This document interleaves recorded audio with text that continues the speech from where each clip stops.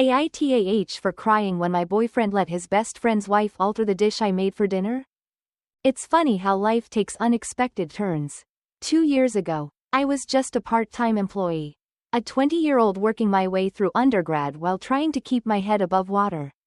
It wasn't a glamorous job, but it paid the bills and gave me a sense of independence. That's when I met him, my boyfriend. He wasn't much older than me.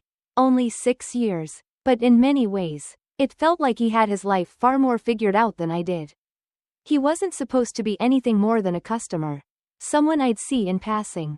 But somehow, we ended up in each other's lives.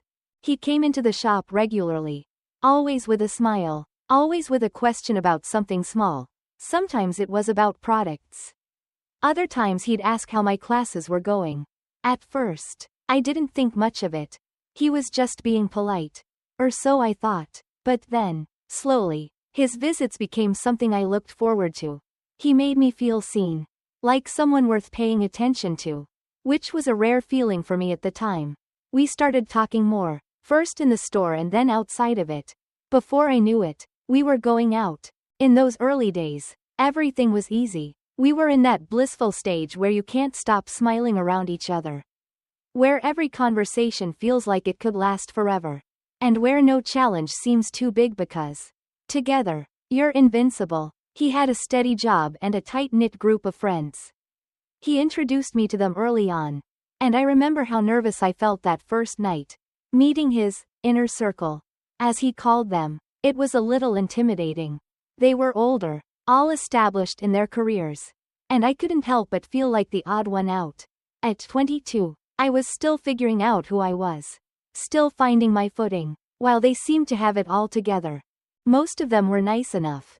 Though, Ellie and Dave, in particular, stood out because they hosted most of the gatherings. They were the kind of couple that seemed to have everything under control.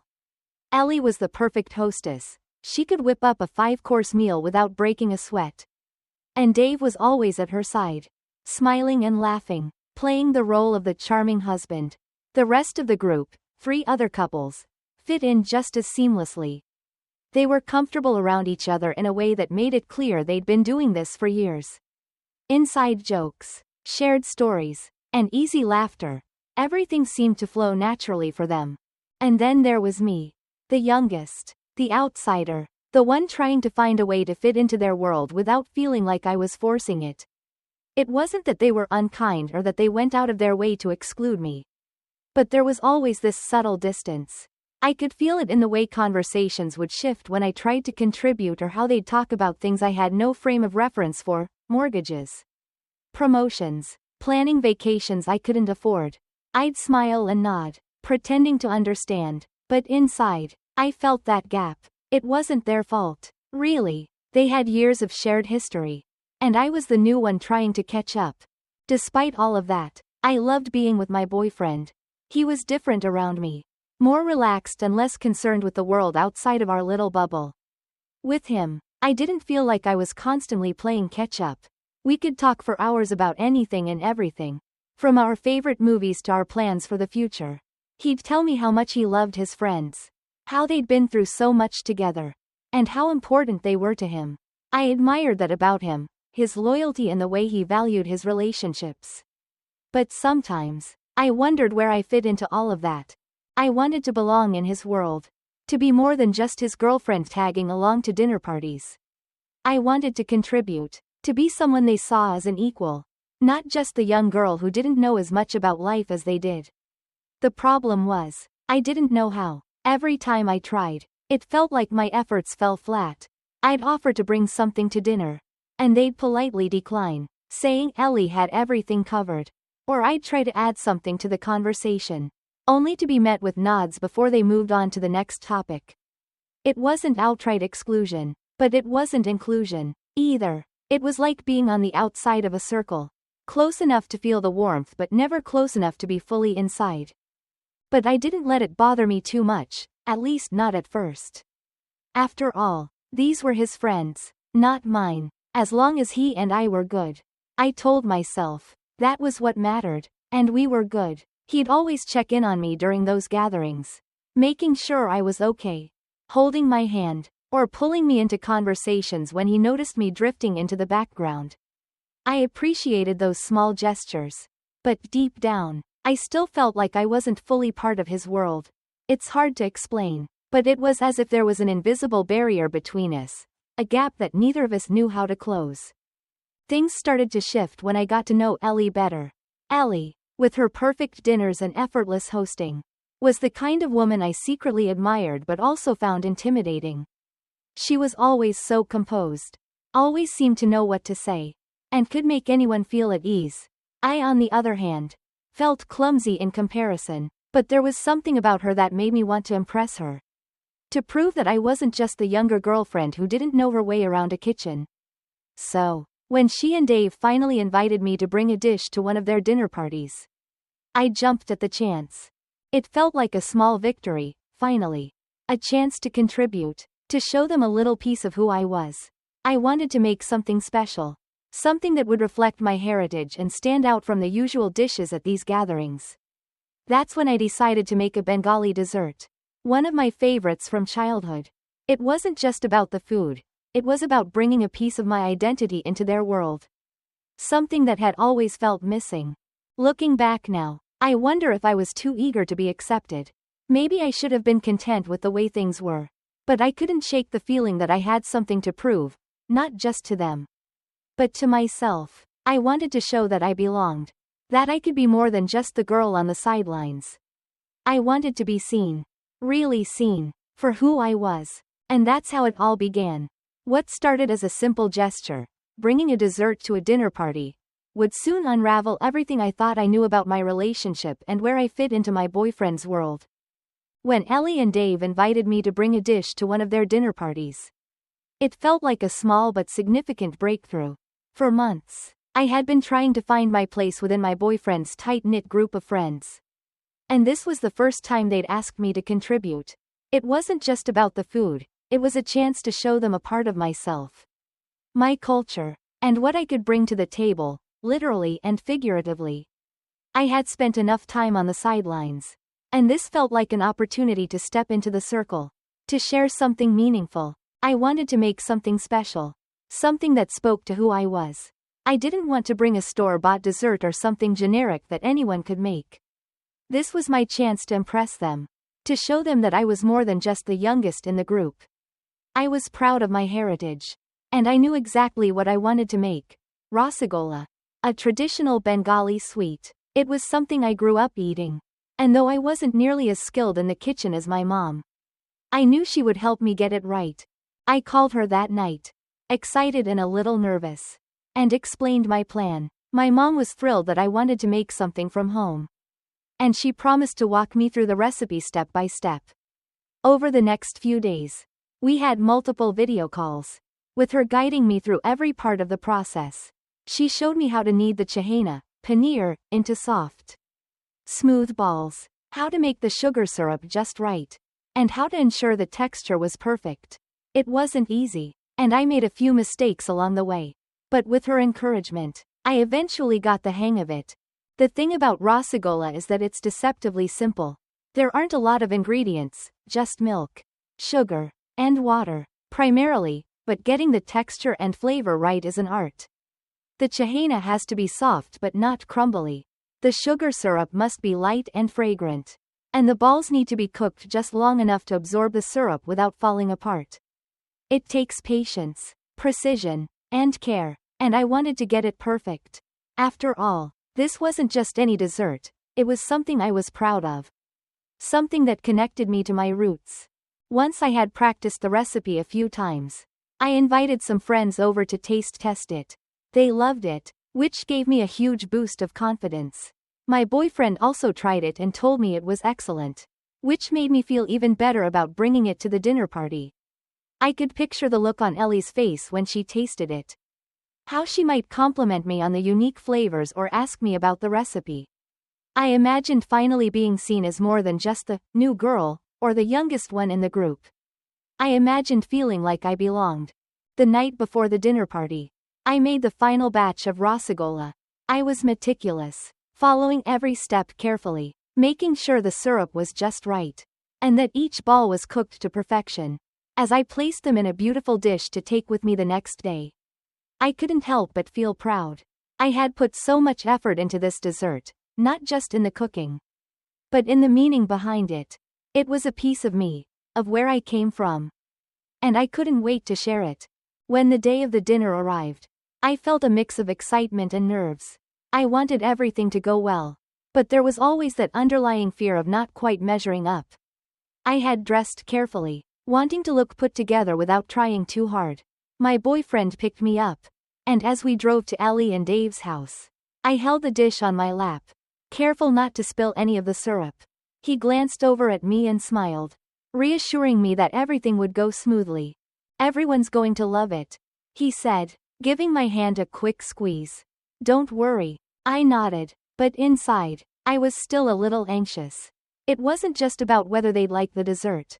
It was about whether they'd like me, whether they'd finally see me as someone who belonged in their world. When we arrived at the party, Ellie greeted us at the door with her usual warmth, leading us into the kitchen where the other dishes were already laid out. The smell of roasted vegetables and spices filled the air, and I could see a variety of appetizers and main courses spread across the counter. As I placed my dish among the others, Ellie gave it a curious look. "What's this?" she asked, her tone light but with a hint of curiosity. "It's rasagola," I said, trying to sound confident. "It's a traditional Bengali dessert. I thought it would be something different for everyone to try."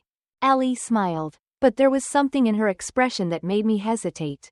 "Oh, how interesting," she said. "I don't think I've ever had something like that before." I nodded, unsure of what else to say. I knew it wasn't the kind of dessert they were used to. It wasn't a cake or a pie, or something familiar to their palates. But I hoped that once they tasted it, they'd appreciate the effort and the flavors, even if it was different from what they expected. As the night went on, I tried to enjoy myself, chatting with the others and helping Ellie in the kitchen when she needed it. But every now and then, I'd glance at the dessert table, waiting for the moment when everyone would try the rasagola. I wanted to see their reactions, to hear their thoughts. I wanted validation that my effort had been worth it, that they'd appreciate the cultural significance behind the dish. But as the evening wore on, something strange happened. When dessert was finally served, and the plates were passed around, I noticed that the rasagola looked different. There was something off about the color, something that didn't quite match what I had made. I couldn't put my finger on it at first, but then I realized what had happened. Someone had added cinnamon to the dish. The warm, brown specks of cinnamon powder dotted the syrup, giving it a color and flavor it was never meant to have. I froze. "Cinnamon? You never put cinnamon in rasagola." It wasn't part of the recipe, and it completely changed the taste. My heart sank. The dish that I had worked so hard on, that I had meticulously prepared with my mother's guidance, had been altered without my knowledge. All that effort, all that care, it felt ruined. I looked over at my boyfriend, confusion and hurt written all over my face. He was in conversation with Dave, seemingly unaware of what had happened. I wanted to ask him who had added the cinnamon, but the words caught in my throat. I didn't want to make a scene, but I felt crushed. I had brought something special, something personal, and someone had tampered with it as if it wasn't good enough on its own. For the rest of the evening, I tried to hide my disappointment. I smiled when people complimented the dessert, even though it no longer tasted the way it was supposed to. But inside, I couldn't shake the feeling that my efforts had been dismissed, that my contribution wasn't valued. I had worked so hard to bring a piece of myself to the table. But in the end, it had been altered without my consent, leaving me feeling small and out of place. The air was filled with the familiar sounds of laughter, clinking glasses, and the steady hum of conversation. Ellie's house always had this warm, cozy atmosphere that everyone seemed to love. She was the perfect hostess. And tonight was no different. Everyone seemed relaxed, sharing stories from work, gossiping about mutual friends, and occasionally asking Ellie for the recipe for something they had eaten. But despite the lively chatter and the smell of delicious food wafting through the house, I felt like an outsider. My eyes kept drifting to the dessert table, where my rasagola sat, now altered with cinnamon. I couldn't believe it. It was as if all the effort I had poured into making that dish, spending days perfecting the recipe, calling my mom for guidance, testing it out with my friends, had been taken away from me with a single sprinkle of spice. I was trying to stay composed, but my heart wasn't in it. I could feel the knot in my stomach tighten every time I glanced at the dish. Cinnamon didn't belong there. It wasn't just about the taste, though that was part of it. It was about the symbolism. My culture, my heritage, those things were tied into that dessert. And someone had altered it as if it weren't good enough the way it was. I stood there, sipping on a glass of water, barely listening to the conversation around me. My boyfriend was engrossed in a discussion with Dave about something work-related. And I didn't want to interrupt. Still, I couldn't let this go. I needed to know what had happened. Who had decided to change my dish without asking me? Taking a deep breath, I approached my boyfriend when there was a lull in his conversation.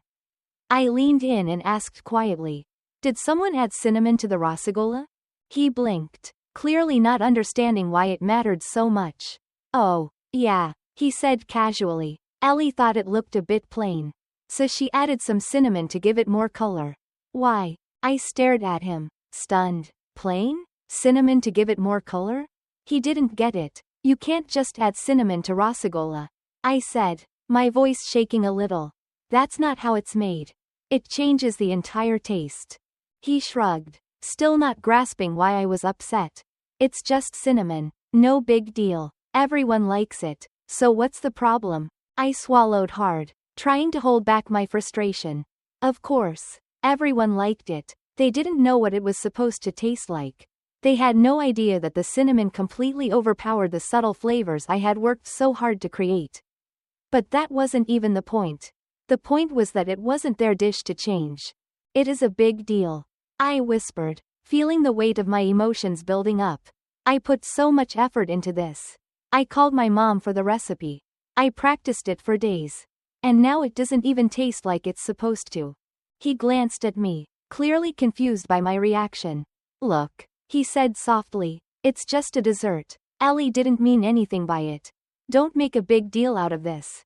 Okay? Don't make a big deal out of this." The words hung in the air, heavy and stifling. I felt a lump forming in my throat. But I didn't want to cause a scene. He didn't understand why this mattered to me. And I couldn't explain it without feeling like I was overreacting. So, instead, I just nodded, swallowing my feelings. But I couldn't shake the frustration. It wasn't just about the cinnamon. It was about the fact that I had tried so hard to contribute something meaningful to this group. And in an instant, it had been dismissed. Ellie, with all her good intentions, had taken something I created and altered it without even asking me. And my boyfriend, my own boyfriend, didn't think it was worth standing up for.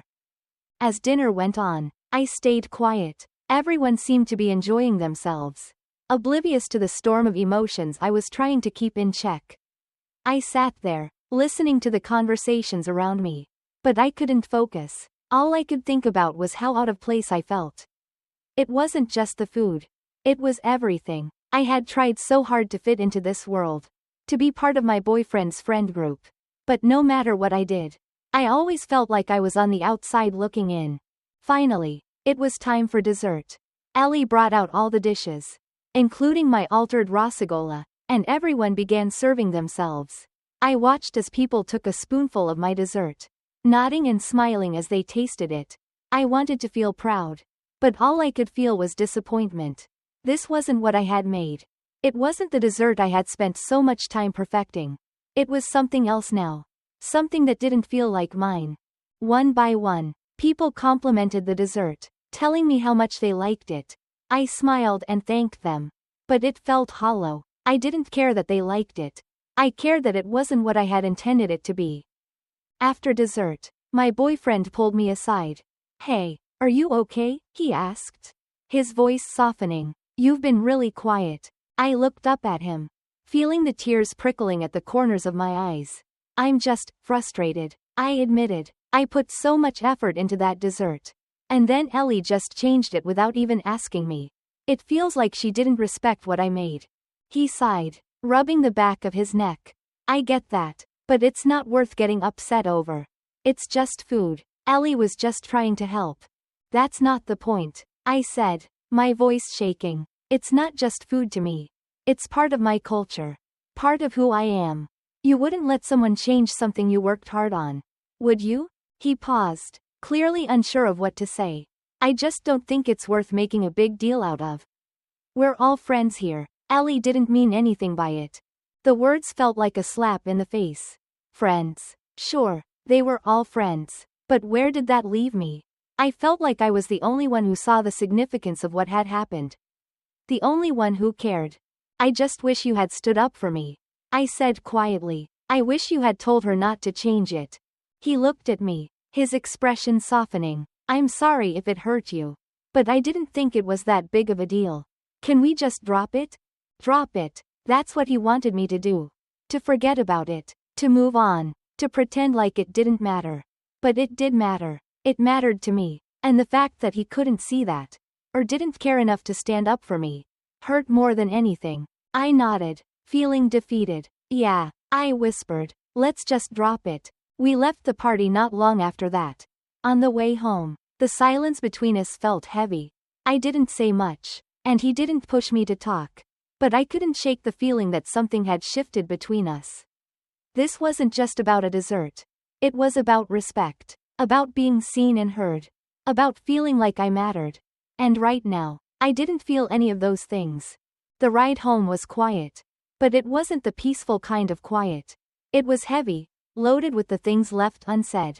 I stared out the window, watching the streetlights blur by. My mind racing with everything that had happened. My boyfriend, hands on the steering wheel, glanced over at me a few times. But he didn't say anything. Maybe he knew I needed space. Or maybe he didn't want to push the issue. Either way, the silence hung between us. Thick and uncomfortable. I replayed the night over and over in my head. Dissecting every moment. Every word. Every glance. Should I have said something sooner? Should I have made a bigger deal about the cinnamon when I first saw it?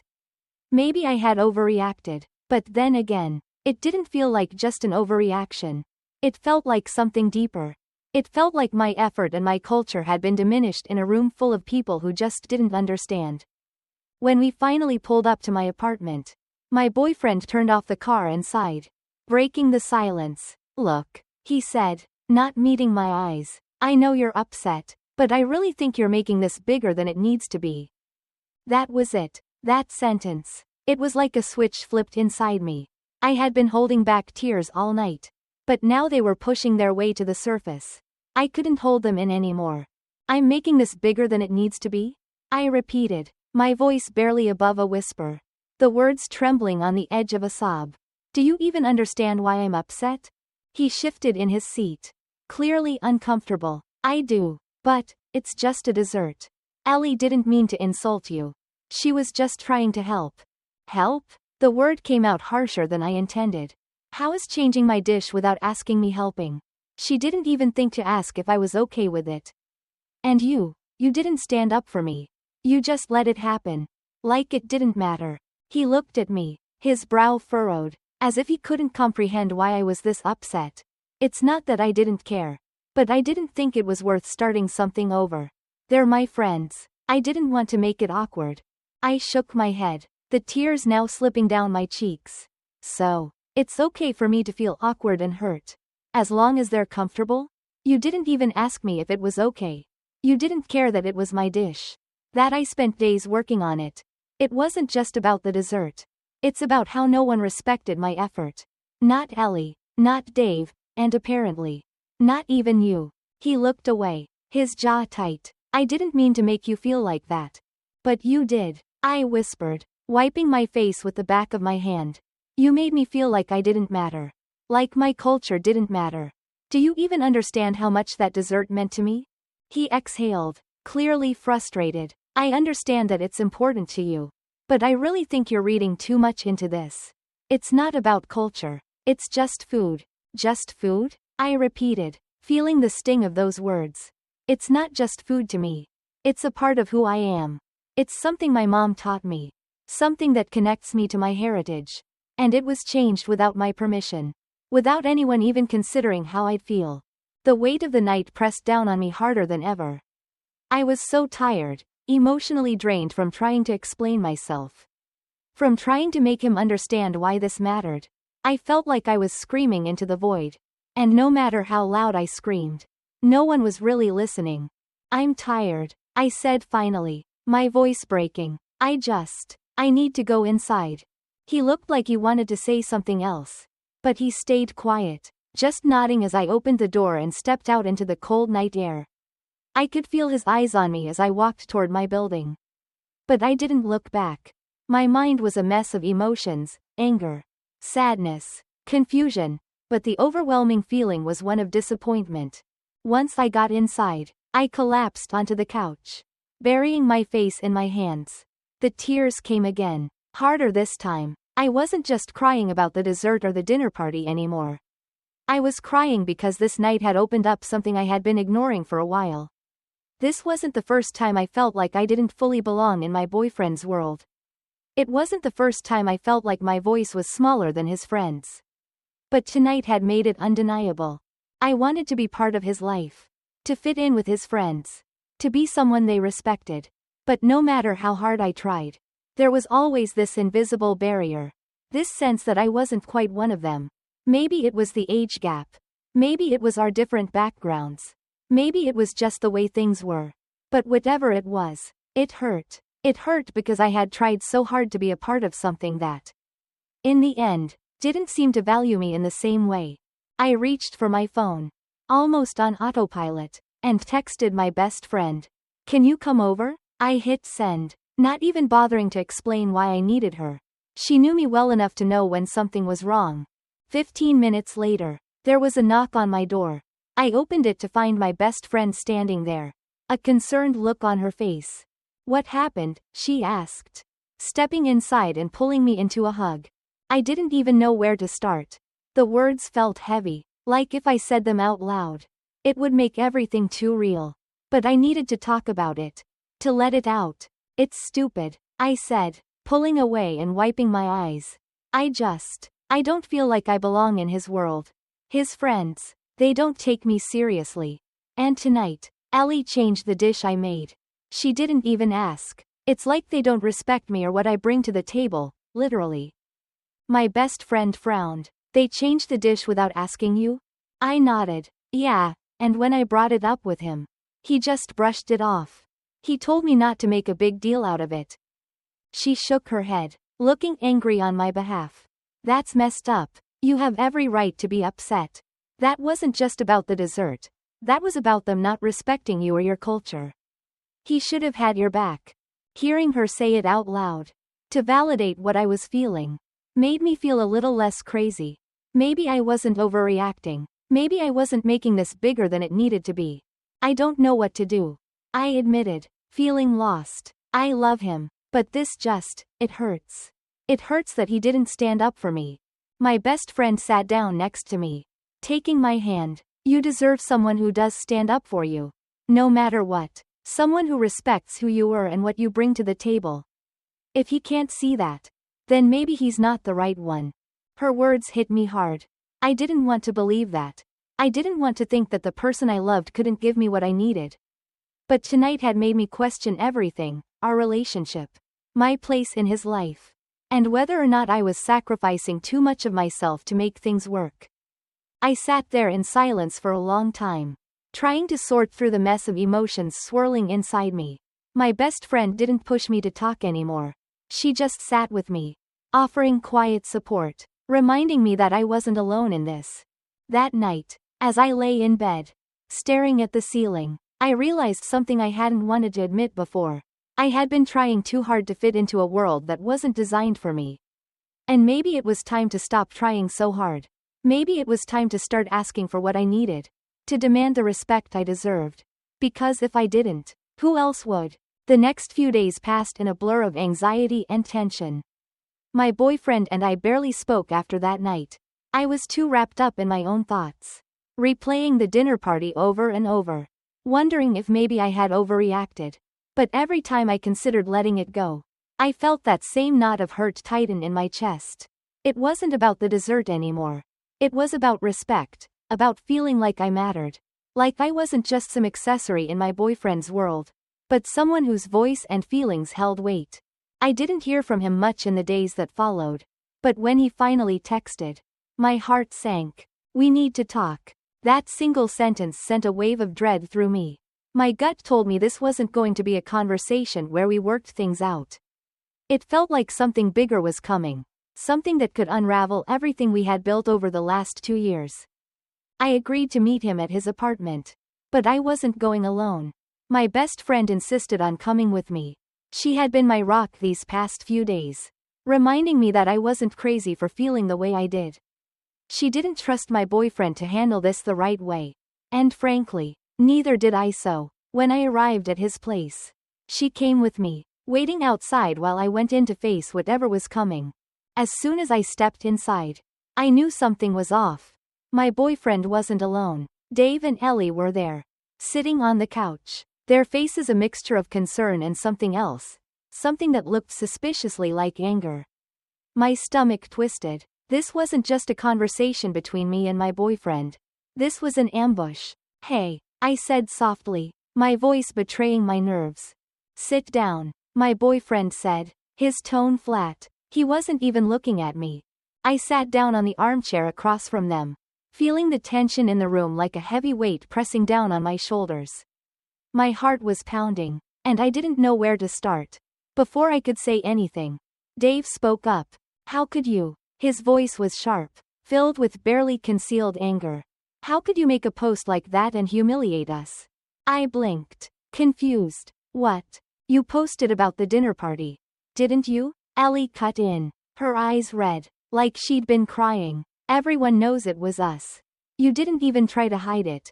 Now people are talking about how I ruined your dish. And they're saying awful things about me. How could you do that?" It hit me all at once. My Reddit post. It had blown up more than I ever expected. And now it had reached them. My pulse quickened as I realized the magnitude of what had happened.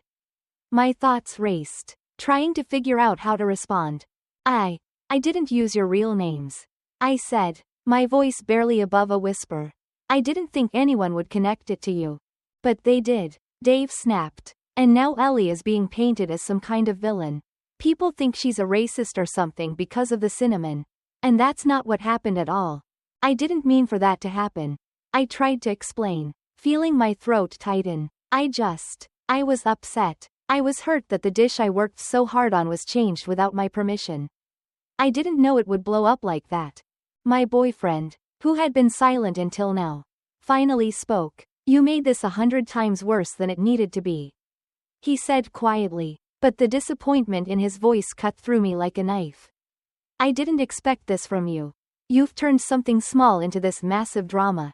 And now everyone is upset." I felt my breath catch in my chest. He wasn't on my side. He wasn't going to defend me.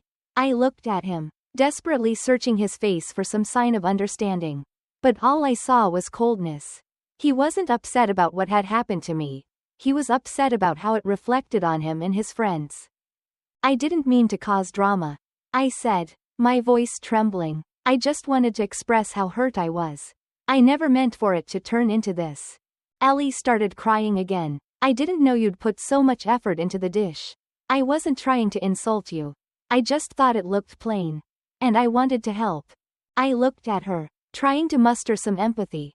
But it was hard. It wasn't just about the dish. It was about the fact that she had changed something that was important to me without asking. And now everyone was making me feel like I was the one in the wrong for being upset about it. "I get that you didn't mean any harm," I said softly, "but it did hurt. You didn't ask me before changing it. And it felt like you didn't respect what I had made." Ellie wiped her eyes, sniffling. "I'm sorry. I didn't think it was a big deal. I thought you'd be okay with it." I nodded, trying to let her apology sink in. But the bigger issue still lingered. My boyfriend, the person who should have had my back, hadn't defended me. He hadn't stood up for me when I needed him to. I turned to him, my voice shaking. "You didn't say anything. You didn't stand up for me when I told you how much it hurt." He shook his head, still not meeting my eyes. "I didn't think it was worth starting a fight over. It was just cinnamon. I didn't want to make things awkward for everyone."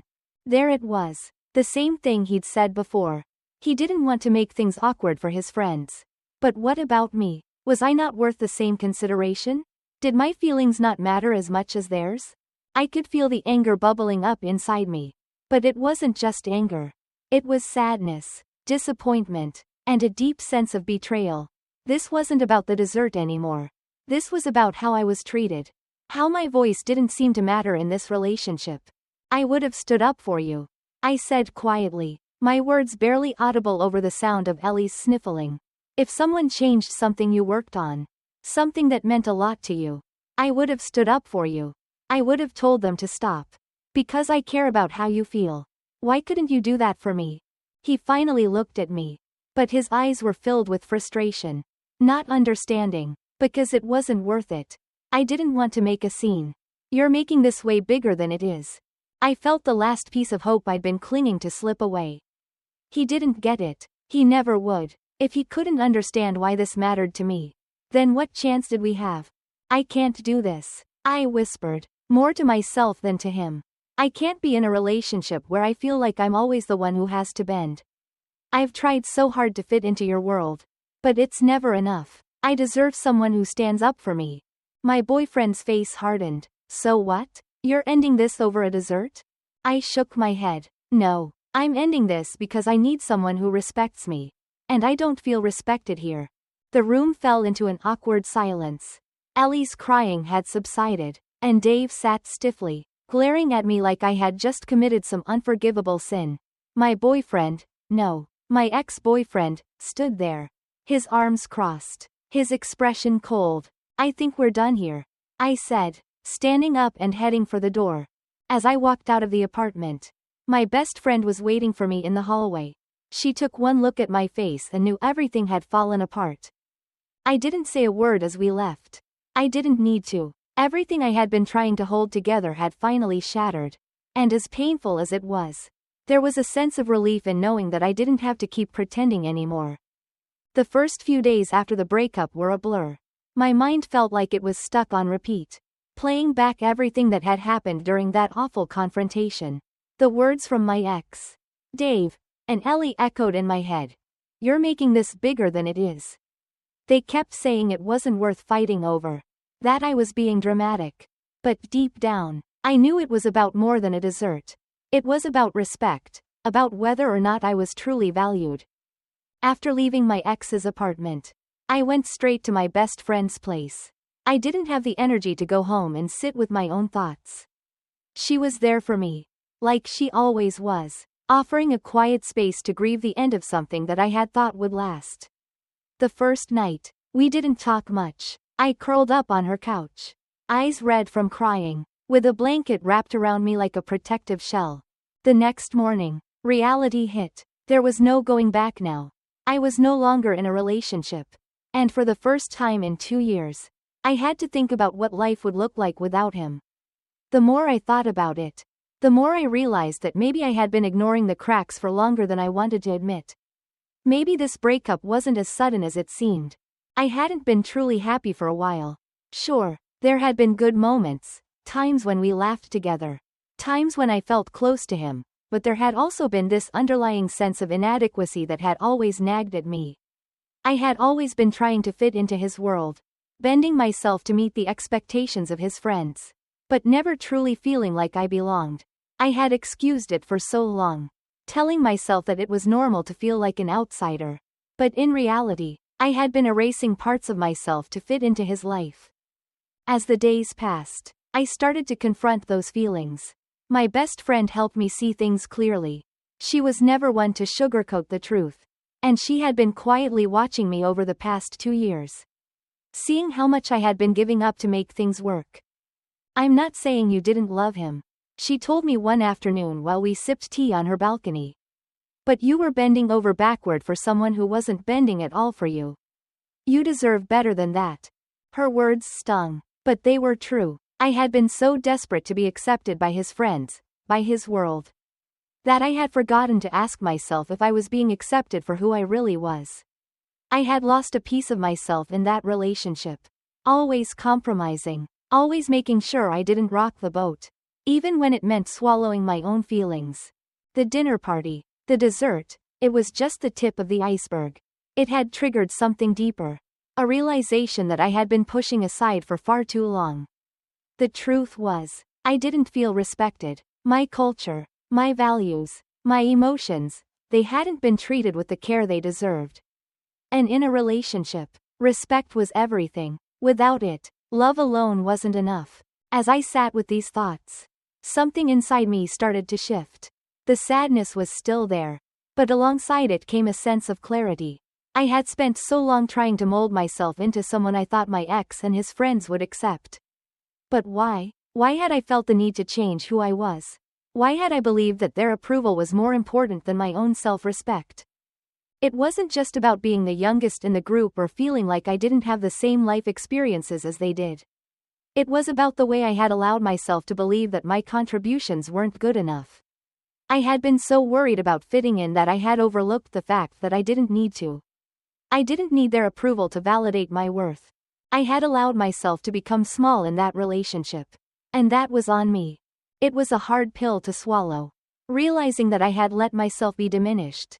But acknowledging it was the first step toward healing. I couldn't change the past. But I could learn from it. I could start to rebuild myself. Piece by piece. And remember the person I was before I tried to mold myself into something I wasn't. The next few weeks were a period of quiet reflection. I started spending more time with my family. Reconnecting with the parts of my identity that I had pushed aside. I cooked more of the traditional foods that reminded me of home. Not for anyone else, but for myself. I found solace in the act of creating. In the smells and flavors that transported me back to my childhood. My mom could tell something had changed in me, even though I hadn't told her about the breakup yet. One afternoon, while we were cooking together, she looked at me and said, "You seem lighter these days.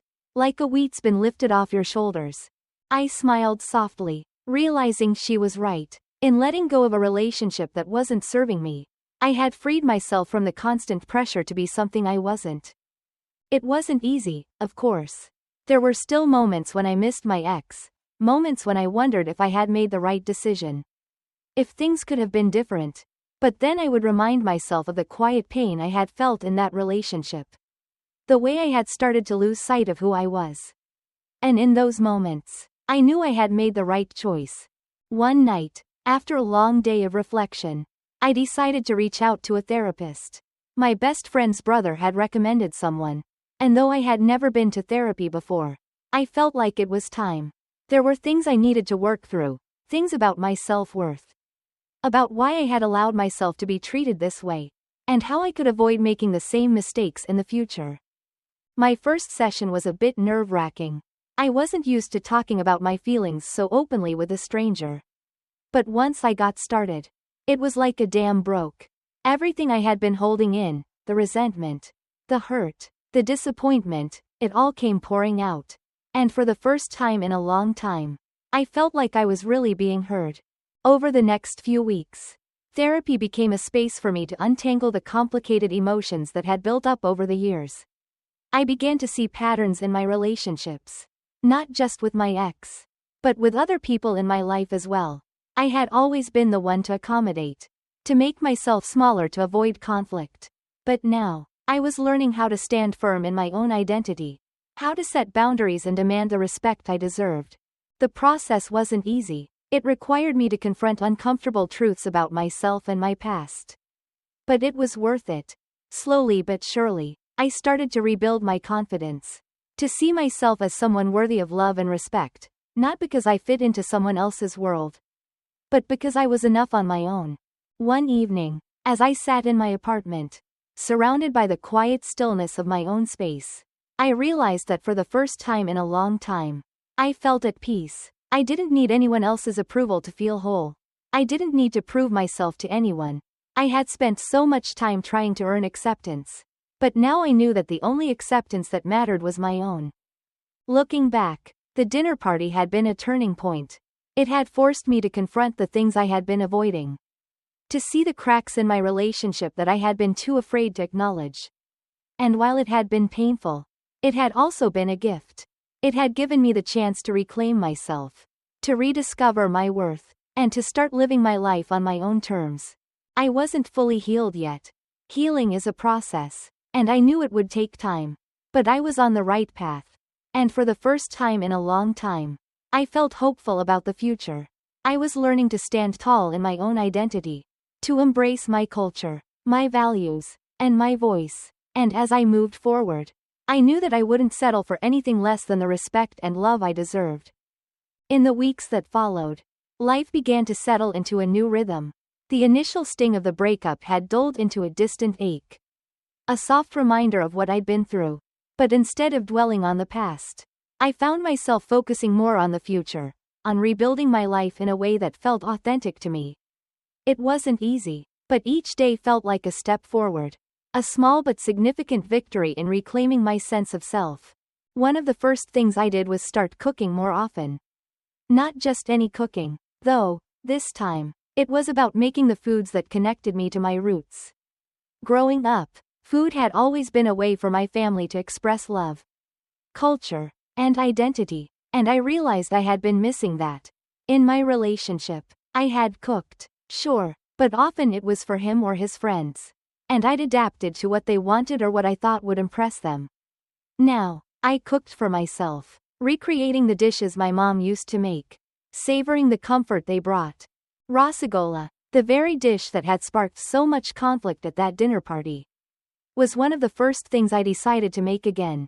This time, there was no pressure to impress anyone. No added cinnamon, no need for validation. It was just me in my kitchen, following the recipe that my mom had passed down, creating something that was both delicious and deeply personal. When I took the first bite, it was as if a weight had been lifted. It tasted exactly as it should, pure and unaltered. It was a small but powerful moment of reclaiming something that had been taken from me.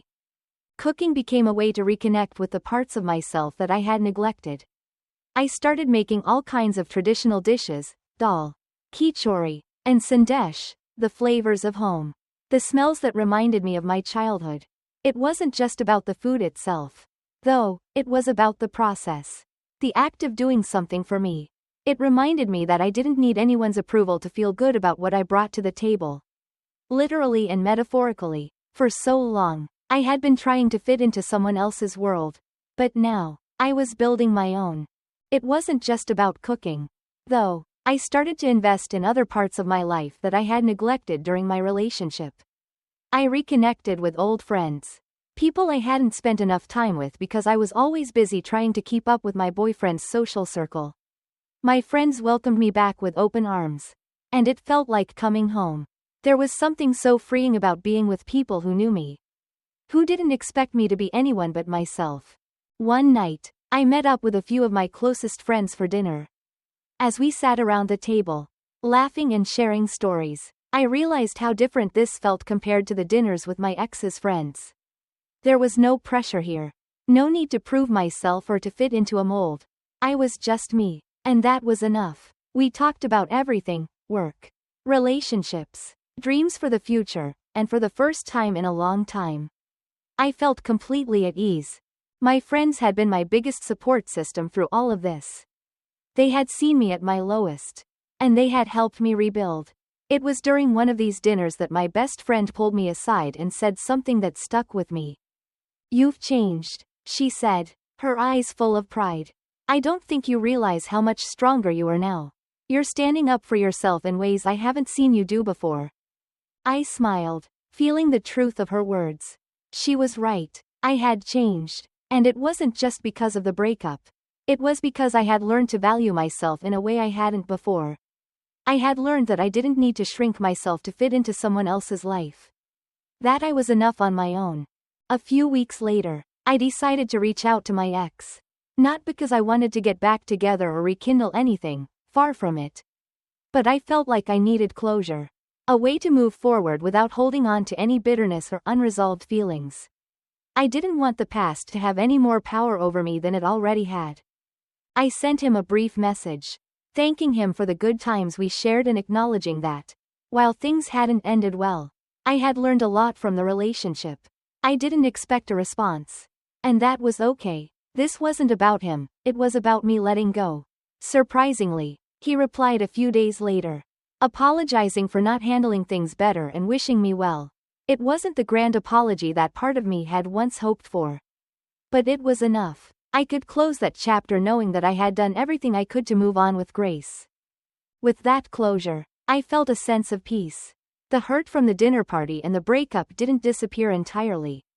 But it no longer consumed me. Instead, it became part of my story, a reminder of how far I had come and how much I had grown. I had learned to set boundaries, to speak up for myself, and to demand respect in all areas of my life. Therapy had played a big role in that transformation. Each session helped me peel back the layers of self-doubt and fear that had kept me from fully embracing who I was. I learned about patterns of people-pleasing that I had developed over the years. About how I had internalized the belief that I needed to be easygoing or accommodating to be liked. But I also learned that my needs and feelings were just as valid as anyone else's. And that setting boundaries wasn't selfish, it was necessary. As I worked through these realizations, I began to feel more confident in my interactions with others. I stopped saying yes to things that didn't align with what I wanted. And I stopped apologizing for taking up space. There was a newfound strength in knowing that I didn't need to compromise my identity to make others happy. I could be myself, fully and unapologetically. One of the final pieces of this journey came when I decided to host a dinner party of my own. It was something I had always wanted to do, but I had never felt confident enough to take the lead. This time, though, I wasn't doing it to impress anyone or to prove anything. I was doing it because I wanted to share a part of myself with the people I cared about. I invited my closest friends, including my best friend who had been by my side through everything. I spent the day preparing dishes that were meaningful to me, dishes from my childhood, from my culture, from the heart. As the night unfolded, there was laughter, warmth, and a sense of belonging that filled the room. But most importantly, there was no pressure, no need to be perfect, no need to seek approval. It was my dinner, my way, and it felt like a culmination of everything I had learned. As I sat at the table, surrounded by the people who loved me for exactly who I was, I realized that I had finally reclaimed my identity. I wasn't the girl who had to fit into someone else's world anymore. I wasn't the girl who stayed quiet when something hurt her. I was me, whole, strong, and enough. That night, as the last of my friends left and I stood in my kitchen cleaning up, I felt a deep sense of gratitude, not just for the people in my life, but for the journey that had brought me here. The dinner party that had once caused so much pain had been the catalyst for my transformation. It had forced me to confront my own insecurities and to demand more from myself and the people around me. I knew there would be more challenges ahead. Life always has a way of throwing curveballs, but I also knew that I was ready for them. I had learned to trust myself, to stand tall in my own identity, and to never again accept anything less than the respect I deserved. As I turned off the kitchen light and headed to bed, I smiled to myself, knowing that I had finally come home, to myself. It's been a year since that night, since the dinner party that marked the beginning of the end, and, in many ways, the beginning of everything that mattered. So much has changed, but when I think about it now, I realize that the most important changes were the ones that happened inside me. There are no more lingering feelings of regret. No more sleepless nights spent wondering if I could have done something differently. The relationship I had with him, with his friends, with that world I tried so hard to belong to, it's all in the past now. A chapter closed. I've learned that healing isn't linear. It doesn't happen all at once. It's messy, and some days you take steps backward before you can move forward again. But with each step, I felt myself growing stronger, more confident, more grounded in who I truly am. The person I am today feels so different from the one who used to question her worth, who used to seek validation from people who couldn't see her fully. Now, I live a life that feels like my own. My days are filled with the things I love, surrounded by people who appreciate me not just for what I can bring to their lives, but for who I am at my core. My friendships are deeper, more honest. I've built stronger bonds with my family, especially my mom, who always reminds me of the beauty and strength that comes from embracing our culture. My kitchen has become my sanctuary, a place where I can lose myself in the simple act of creating something beautiful, something that feels like home. I still host dinner parties, but now they are a reflection of me, my tastes, my values, my heart. The people who gather at my table are the ones who truly care. Who show up without expectations. Who appreciate the effort I put into every dish, every detail. And I've come to realize that it's not the approval of others that makes something valuable, it's the love and intention you put into it yourself. In the time since the breakup, I've also found new passions. I've taken up photography, capturing the small, quiet moments that often go unnoticed but hold so much beauty. It's funny how, in learning to focus on what truly matters, I've become more attuned to the world around me. I've started a blog where I share my favorite recipes, stories from my childhood, and reflections on life. It's been a way for me to express myself without fear, to connect with others who appreciate the same things I do. And as for relationships, I've learned to let go of the pressure to fit into anyone else's mold. I know now that love, the kind of love I want, comes with mutual respect, with the understanding that both people bring something unique to the table. I'm not in a rush to find someone new, but when the time comes, I know I'll be ready for something real, something built on the foundation of two people who see and honor each other fully. Looking back, it's easy to see how far I've come, but I also recognize that the journey is ongoing. There will always be new challenges, new lessons to learn, but I no longer fear them. I've learned that I am capable of standing tall, of speaking up for myself, of setting boundaries and walking away from anything that doesn't serve me. I think about the girl I used to be, the one who hesitated, who doubted, who felt small. She's still a part of me, but now I carry her with more compassion. She wasn't weak, she was doing the best she could with what she knew at the time. And because of her, I've grown into someone stronger, someone who knows her worth. The woman I am today understands that self-worth isn't something you earn through others' approval. It's something you cultivate within yourself. It's in the way you protect your peace, the way you honor your feelings, the way you stay true to your values no matter who is watching. As I sit here now, reflecting on everything that's happened, I feel a deep sense of gratitude, not just for the lessons I've learned, but for the people who have stood by me, who have seen me through the darkest moments and helped me find the light again. I'm grateful for the messy, complicated journey that brought me to this place of self-acceptance and peace. I don't regret anything, not the mistakes I made, not the relationship that ended, not even the tears I shed. Every experience, every heartbreak, every moment of doubt led me here, to a life that feels authentic. A life that feels like mine. And as I look ahead, I know there will be more to come, more love, more joy, more growth. But whatever happens, I trust myself to handle it with grace. Because now I know that I am enough. I always have been.